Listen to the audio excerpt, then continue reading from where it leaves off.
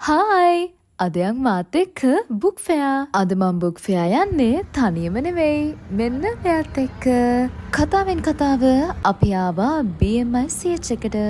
BMICH එකට ආවට පස්සේ මෙන්න මේ විදිහට පොලිමේ ගිහිල්ලා ටිකට් එක ගන්නවා. ඉතින් මේ මං අස්සෙන් ගිහලා ටිකට් එක ගන්න අවස්ථාව තමයි ඔයාලා මේ දකින්නේ.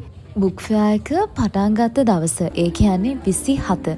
අපි ඒ දවසේ තමයි බුක් ෆෙයා එකට ආවේ. ඉතින් ඒ දවසෙත් මාරම සෙනඟ කියලා අපි නම් වැඩේ අතෑරියේ නෑ. මේ විදිහට පොත් ගත්තා.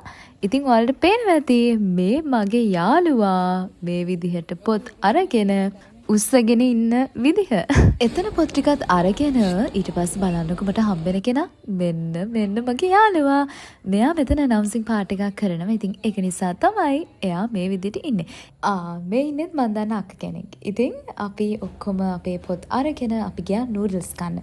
ඉතින් ඔහොම තමයි අද අපි බුක් ෆෙයා එකේ කාලය ගත කරේ. එහෙනම් ඔයාලත් බුක් ෆෙයා ගියාද කොහොමද කියලා කමෙන්ට් එකක් පල්ලෙහින් දාන්න. එහෙනම් ගිහින් එන්නම්. බයි.